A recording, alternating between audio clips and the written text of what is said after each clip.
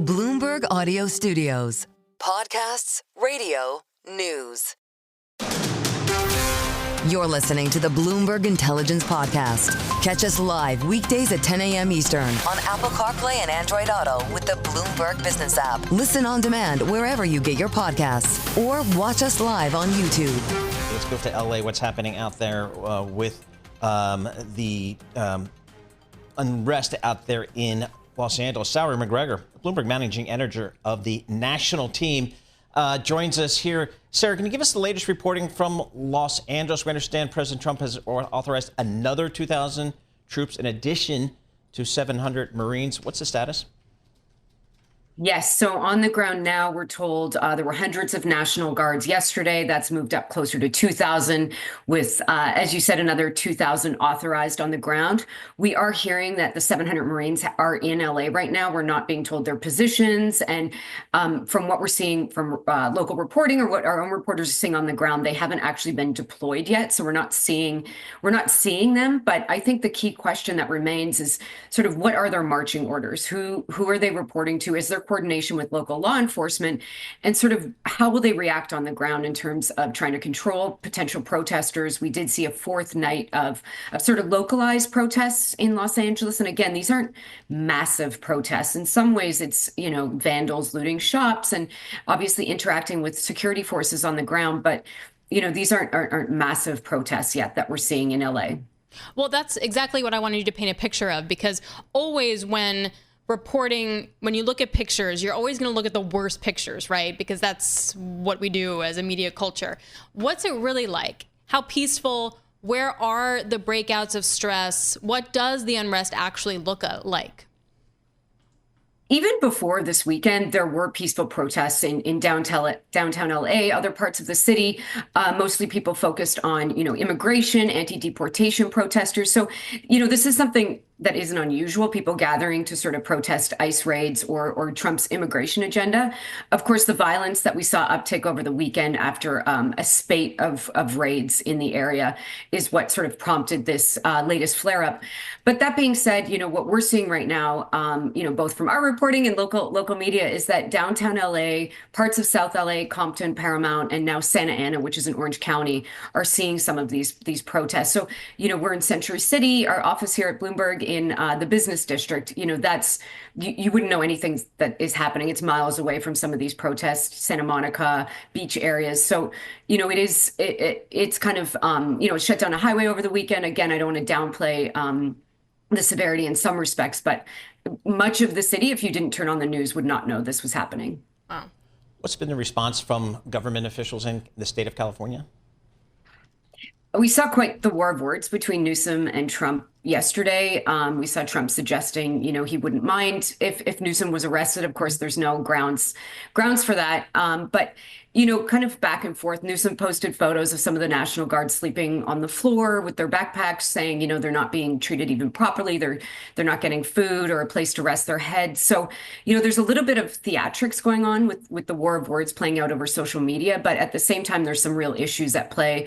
And I think, the escalation with the Marines yesterday is just another example of how, action is being followed up by some of these words. And Trump in the past has threatened federal funding to the state of California. So that's one of the big things that we're watching for. At what point will this escalate, potentially to more of a militarization, but also potentially funding cuts or other, other things. Okay. Sarah, thank you so much for joining us. Appreciate your reporting from Los Angeles. Sarah McGregor, National Team Managing Editor for Bloomberg News, joining us from LA via Zoom.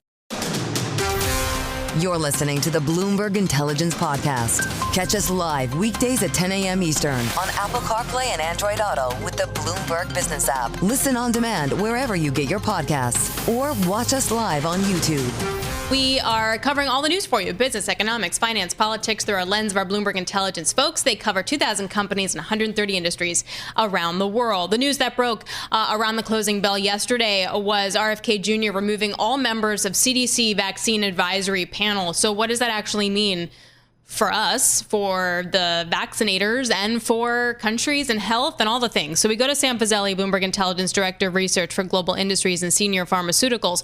So if you get rid of a vaccine advisory panel, what happens to vaccines? Yeah, so Alix, this is, remember there's one group at the FDA who decides whether to approve a vaccine or not. So they do all the analysis on the efficacy and the side effect profile, risk benefit, etc. And then the ACIP, which normally meets 3 times a year, was the group that decides, or is the group, because it's not gone, it's just that the current members have been put aside and new ones are going to be brought on. The ACIP decides how to do it, how to take it forward, who should take it. Should it be, which is, what we've been having, those above 64, those above 50, et cetera, with comorbidity, without comorbidity, and how many times, et cetera. That's the kind of thing the ACIP reviewed and decided and gave guidance on that. And then insurance companies went on the back of that. So, Sam, when you replace this entire panel, I don't think it's ever been done before, but my sense is, I don't know how quickly they repopulate this panel, but is there the risk that we see a slowdown maybe in kind of the distribution of medicines, new and existing? Well, so I wonder whether RFK Jr., the head of the HHS, has already been thinking about this for the past 6 months. Or say 6 months since he was confirmed, or even before that. It is possible that he has people in mind for those roles. It is also possible that, and part of the reason for that thinking is that the June ACIP meeting hasn't been cancelled. So I suspect in the next week or so, we'll be hearing the announcement of the people who are going to be on the panel. Maybe we have to wait until that day itself. I think it's 26th of June, if I'm not wrong, or there or thereabouts. And so it suggests to me that the individuals have been chosen. Now, the interesting thing is that you usually get these folks picked and vetted, and it takes some time.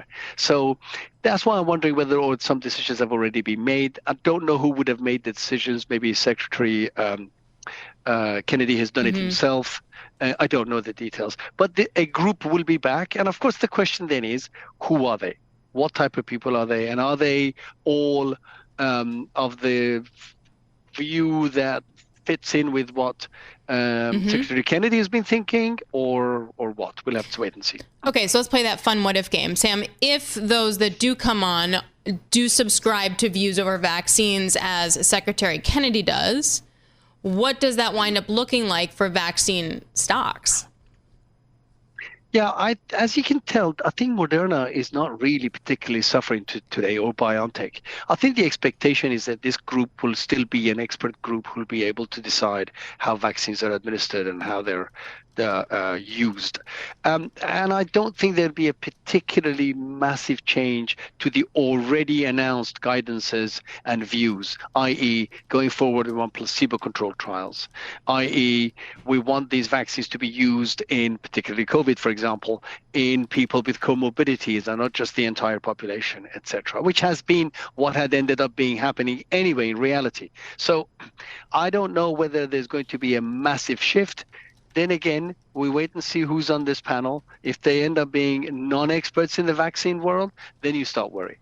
So, Sam, as you talk to institutional investors around the world, what is their view towards biotech and big pharma, given maybe some of this changing landscape?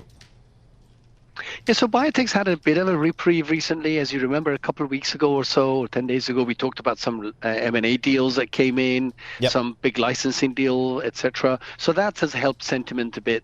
And I think what the market is not ready for is a real comeback on the most favored nation or anything to do with the tariffs on pharmaceuticals, because that's not gone away. All the other tariff conversation does not include pharmaceuticals, right? So there is a risk that we've become a little bit complacent, maybe, with regards to the sector as a whole and what the administration would do, maybe because of the walkbacks of some of the tariff talk that had happened with other sectors, etc. I think there's probably some of that happening. So fingers crossed, nothing shocking or surprising comes out of either of those two fronts. Would we be thinking, though, that there would be some exemptions for some components, for some diseases? Well, I think if there is going to be a tariff, it has to be on the imported drugs, right? Because then if you're a pharma company that produces 60, 70, 80% of your product in the US already, then you shouldn't feel an impact from that. And you might be able to then switch more manufacturing. But this is what I've said before. You can't say to pharma companies that the reason you should bring manufacturing here, because this is your biggest profit center. And then at the same time, with MFN, most favored nation, try and erode that profit capability. That's what I'm worried is one of the guiding principles of the administration. Right, and that obviously has those repercussions. Hey, Sam, really great to check in with you. Sam Fazeli of Bloomberg Intelligence. He's Director of Research as well as Senior Pharmaceutical Analyst. Thank you very much. You're listening to the Bloomberg Intelligence Podcast. Catch us live weekdays at 10 a.m. Eastern on Apple CarPlay and Android Auto with the Bloomberg Business app. Listen on demand wherever you get your podcasts or watch us live on YouTube. All right, taking a look at the markets, talk about believing. I mean, it feels like a rally, I can say that, over the last few days. It's stealth, it's not aggressive, volume's a little mixed, but we keep grinding our way higher. Joy Yang is head of index product management at MarketVector's Indexes, and she joins us now in our interactive broker studio right here at Bloomberg. So what does this tell us? Is this a strong conviction rally? Is this a grind higher until we get bad news rally? How would you describe it? I think we're all waiting for the headline bombs to drop, but I think investors should be cautious not to interpret a bounce with a bottom. And, taking a perspective year to date, developed markets, emerging markets are still up 15, 20% compared to 2%. And we have to look at the bond markets and what they're telling us. The yield curve is steepening, so there's still concerns, even if there are tariff agreements around inflationary prices, around U.S. debt, around kind of this backing away from U.S. exceptionalism. So there's still a lot of cautious risks out there that we need to process, and we should have a broader perspective on a handshake versus enforceable agreements and the long-term implications of what's going on. So I think overall people probably are adjusting to this new normal, which is we're going to have a lot of policy volatility as well as geopolitical risks. So investors are now stepping into other alternative assets, and that's why we're seeing Bitcoin pretty much increasing all-time highs. We're seeing gold kind of like stabilizing, but we're seeing alternative gold such as silver, platinum. They're reaching all-time highs at the moment. So do I just buy 10-year treasuries? Do I just buy gold? That's my version of hiding out? Or do I go to quality stocks? I have air quotes. Yeah, I diversify away from high tech growth stocks. Look at quality, look at value, look at gold, but look at relative value to gold, which is the silver, the platinums. Look at where policy shifts will be more optimistic, which is around rare earth metals. Around those are the things that governments are focused on and trying to create better regulation or more stimulus package, look at defense. And we're seeing regulatory clarity around crypto markets also. So that's opening up a new asset class. So really think about diversifying away from just your core holdings. I take a look at the VIX, grinding its way lower, but then you look at, say, the VIX 6 months out, and you compare the two, and volatility is still expected to be quite high on a relative basis 6 months out. What does that tell you? How does that change an asset allocation? I think people are really the VIX is reflecting people stepping away and just kind of waiting around.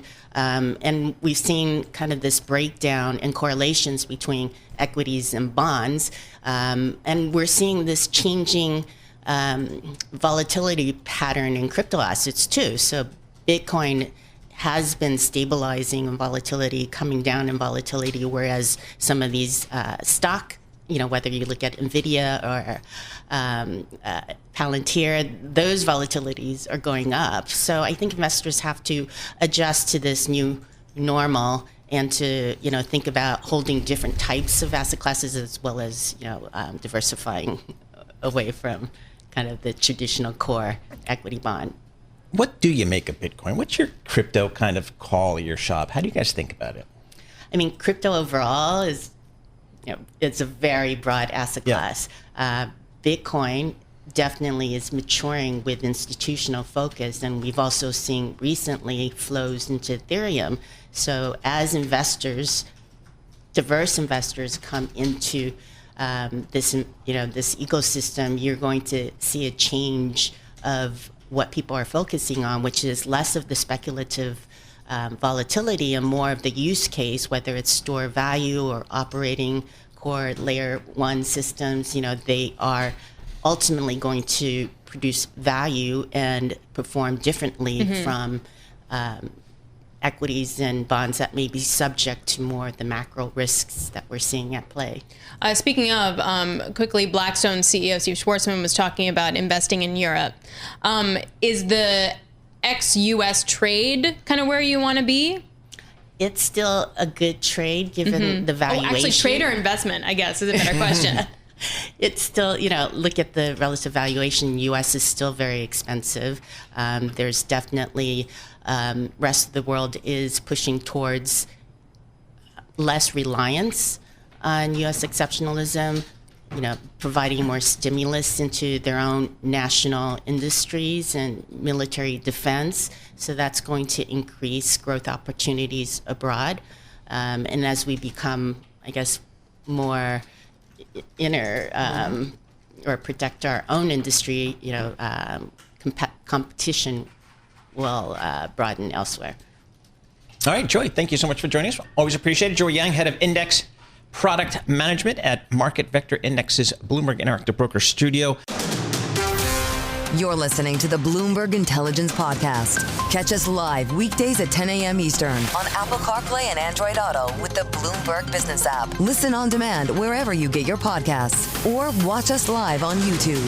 Happy Tuesday, everybody. Alix Steele here alongside Paul Sweeney. This is Bloomberg Intelligence Radio. We're broadcasting to you live from our interactive broker studio right here in Midtown Manhattan. Well, June is Pride Month. So over the next couple of weeks, we're going to highlight segments on topics related to equality. And today we're speaking with Chi-Ling Tong, CEO of National ACE, which stands for the National Asian Pacific Islander American Chamber of Commerce and Entrepreneurship.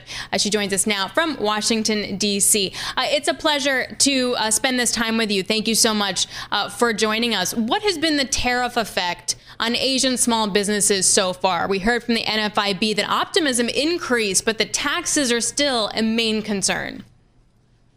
Well, Paul, Alix, thank you so much for you care about the Asian American business community issue. We know the trade landscape can be very tricky, and we acknowledge the administration's efforts to negotiate on new trade agreements to deal with unfair trade practice and set a path to open market access for American export.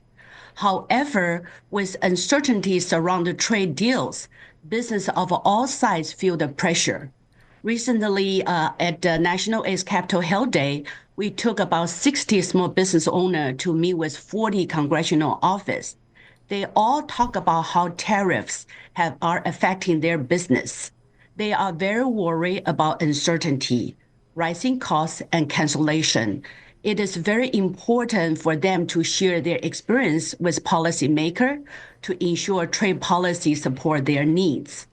I would like to share with you two stories from small business owner from both importing and exporting. Mr. Tai's chili oil was popular after TikTok video had over 125,000 views. And new tariffs had made their key ingredients, chili flakes from China, about 56% more expensive. And the glass shaker bottles, once 34 cents each, now cost nearly about 4 times as much. And the owner, Lucky Wing, said they picked a very specific bottle style from China and invested in it early on. Now with these price jumps, they cannot afford to use them anymore. Another story from exporter. Yes, go ahead. Yes. Well, just what was the response from some of the lawmakers when you went down to speak with them? Were they sympathetic to some of these small business owner concerns? Oh, yes, absolutely. I think we talked with both Republican and Democrat member of Congress, And that's what they say, share the story with the administration, share the story with member of Congress, and have the stakeholder. We have about 130 affiliate chambers partners throughout the country. So they also encourage them to share the story, let people know the reality. What are the barriers to federal support and to access to capital from Asian small business owners? Well, for access to capital part, I think this is very, very important. For the past few years since COVID, we always deal with access to capital. We had a survey. We had 2024 Restaurant Fund. For the past, since 2021, we have given about $10 million grant. So for those applicants, 47% of applicants share that their main source of capital for their business come from personal funds, and only 21% indicate loans and credit from traditional financial institutions.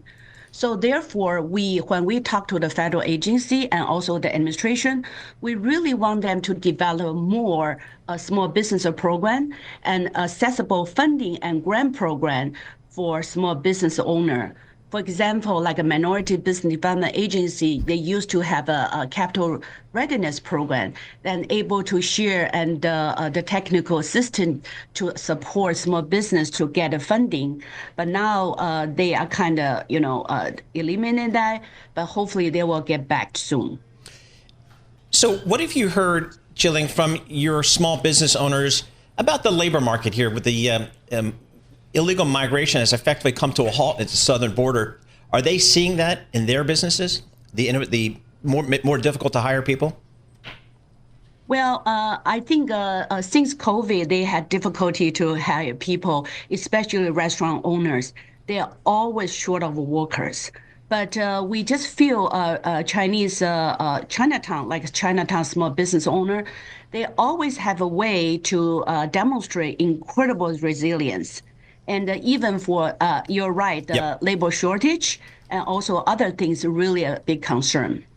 Jillian, thank you so much for joining us. Really appreciate getting a few minutes of your time. Jillian Tong, CEO of the National ACE, which is a national association, or National Asian Pacific Islander American Chamber of Commerce and Entrepreneurship. So the tariffs having impact on all businesses. We hear that on the conference calls of all the corporations that we talk to all the time. But perhaps even more pronounced for the small business owner who may not have obviously the financial resources or the flexibility in their business model to withstand higher taxes, or higher tariffs on some of their input. I mean, even JM Smuckers, which is clearly not a small business, is having a hard time with those increasing costs. Also, increasing costs in its coffee business, which is going to hurt profit by about $1 a share. So there is that as well. This is the Bloomberg Intelligence Podcast, available on Apple, Spotify, and anywhere else you get your podcasts. Listen live each weekday, 10 a.m. to noon Eastern on Bloomberg.com, the iHeartRadio app, TuneIn, and the Bloomberg Business app. You can also watch us live every weekday on YouTube and always on the Bloomberg Terminal.